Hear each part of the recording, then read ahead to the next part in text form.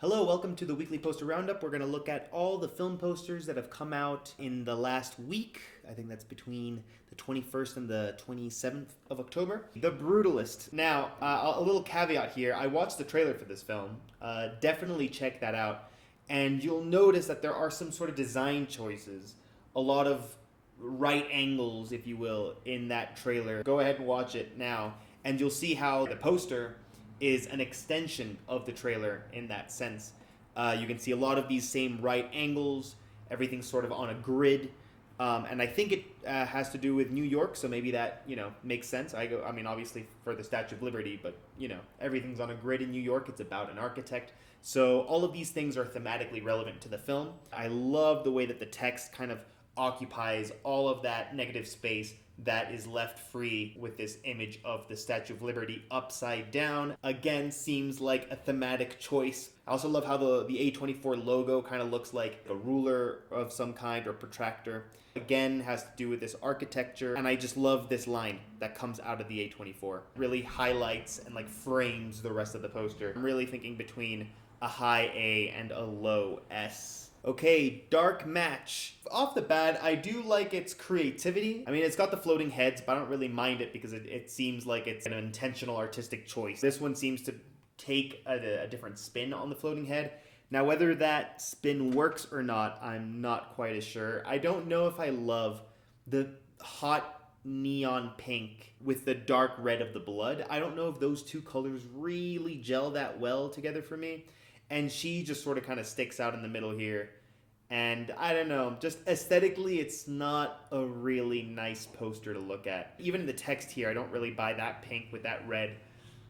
I don't know about this one, guys. I kind of want to give it a B just because it tried to do something creative. To be fair, it could very well reflect the spirit of the movie. So I don't want to, disparage it too hard, but I just don't really like looking at it, and I think it's kind of ugly. So I'm going to go for a middle between a D and a B. Don't Move. All right, I really, really, really like this poster quite a lot. This illustration is so cool. You can really clearly read the title, Don't Move, and yet it's just so abstract. It's quite impressive, actually. I love, the way that they use the pink throughout. The other day, I reviewed Mickey 17. I felt like Robert Pattinson really kind of stuck out and didn't really fit into the rest of the poster, which was illustrated. This one, I feel like she totally fits, she has this graininess to it that the rest of the poster has. And she definitely feels integrated into that illustrated world that's created by the designer. I really love the way that she's integrated into the rest of the poster. I think that this is easily at least an A. Okay, the War of the Rohirrim. So I've reviewed another War of the Rohirrim poster before, and that one was really dull and kind of ugly to look at. This one's certainly better than that one. Because there's just a lot more color. It's still pretty generic. Still, the floating heads on top, the fighting scenes in the center, and then the text in the bottom. But I still like it more than the last one. The title is also way easier to read than in the last one. I remember the last one was just kind of, I don't know, you had to strain your eyes a little bit to read the title, and this one's a lot clearer. For those reasons, I think I'm going to put it in B, but it's a low B, an unenthusiastic B. Okay, Love Hurts. So I do like the concept here. It's soap, I think. Is that like a soap heart that has fallen, splat onto some blood, boom. I really like the way that it does feel kind of tactile, like this was a photo that they actually did manage to capture practically. It's another combination of blood red and pink, but I think this combination works better. It is just a teaser poster, so there's really little to go off here. It just gets a B. It's creative, it's nice. As far as teaser posters go, really nothing wrong with it. Okay, Maria. Really, really like this poster quite a bit. I love sort of the off-white background and the way that sort of complements the kind of beiginess of her shirt. When posters are really minimalist and only have just one character on it or something, my eye really goes to what sort of shape is made with this character. And this sort of curved shape here, obviously some design work had to go in. That's not all part of the photograph. And it's really beautiful. It's a really beautiful look to this whole thing. It's really classily done. Maybe the only thing that's like unclassy about it is how huge the Netflix stuff is here at the bottom. Like that's the one like eyesore on the whole thing, because everything else is just so classy that I sort of wish that Netflix had just, lowered their egos a little bit and just like made that a little bit smaller. I'm gonna put this in A. So this movie, from what I remember, is called Operation at Taco Gary's or something like that, or The Operation of Taco Gary's. It's really an awful poster. It doesn't actually give a title or anything. From what I understand, it's like meant to be just sort of like campy and cheesy and stuff, so like at least it fits the genre.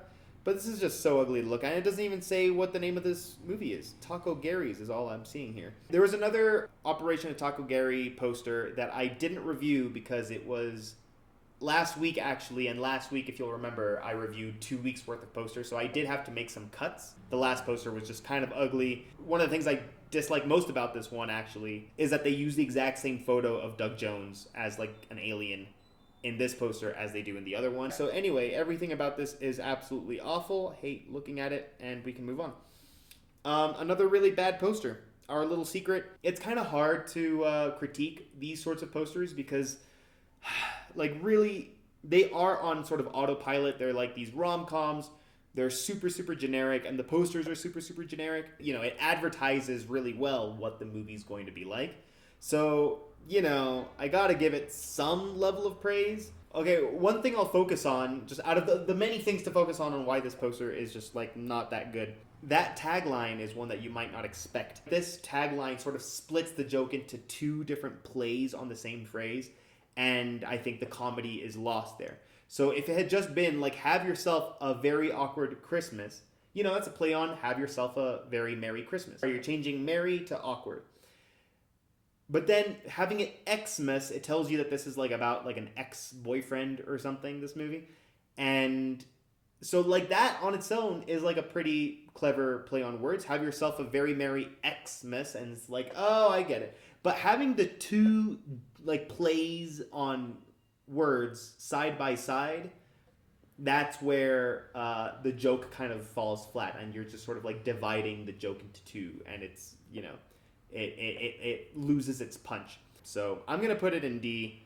This is the kind of poster that I want to forget about. And I will forget about, as soon as I switch to the next poster. So Queer, I am looking forward to seeing this movie. I don't know if I love the poster, though. So I like kind of the creativity here. It looks like it's graffiti. It's blue on, tan. And so I think that clash of colors, though not immediately aesthetically pleasing, I think that that's sort of the point, and that's sort of intentional. My problem is it fails to really give me a cohesive vision of what this movie is going to be. It fails to sell me really on this movie. Luca Guadagnino is really lost there. It's so it's pretty hard to read that. And it doesn't really give you anything else, no credits. It's like a very bare bones poster. It is provocative, so I'll give it that, and it is creative. So I think I'm going to give it a B. Okay, September 5th. In contrast to the last poster that I looked at, this one's kind of unambitious. In that, we've seen this sort of poster before, even as far as, the red text on the black background, just, the different stills of what we're going to see in the movie. This is so, mid-2000s. It's perfectly well executed, and I do like the composition overall. I am not going to deny that. I think that this is definitely the kind of poster that I would put in B, just because the execution's all there. It is visually interesting, but it's just not really all that ambitious. But, at the same time, neither is War on Rohirrim. So, I gotta be consistent here, and I'll put that in B as well. All right, Star Trek Section 31. In this case, I really like the design in general. I like, the yellow mixed with the pink. I think that that's a really cool combination. I love how all the text on the yellow background is pink, but then all the text within Michelle Yeoh, who is pink, is yellow.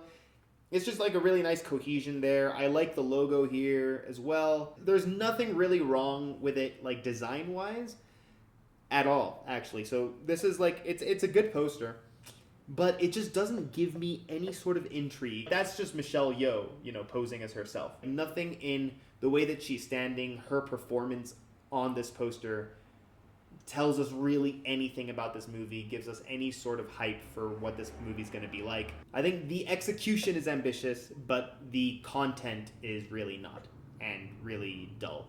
So I think it's got to be a B. I'm gonna put it above Love Hurts. I feel like our B section has been kind of lackluster today. So this is like the first like proper like solid mid to high B that I've seen. And another yellow poster, The World According to Allee Willis.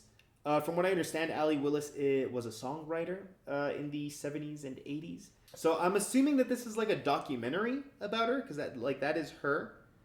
But at the same time, the movie just kind of gives like indie comedy vibes. I like the concept of having these like big Barbie-like sunglasses on the poster, with the world, according to Allee Willis, being within those glasses. I think that's kind of cool, right? Like if the movie's called The World According to Allee Willis, and the world not according to Allee Willis is everything that's outside of it, which is yellow, and the world according to her is inside the glasses, and it's like full of color. So a lot to like here, but just on an eye test level, I don't know if I'm like looking at this, I want to see this movie. This is like conceptually and thematically relevant, but like not really aesthetically for me. It deserves a B for sure, I think, because it is ambitious. It's like fun to look at. There's a lot to like latch onto here, but just on an eye test level, it's not that aesthetically pleasing, but I don't think the poster's really trying to be. Okay, those are all the major posters that came out last week. Let me know in the comments which one was your favorite. See you at the next one. Like and subscribe.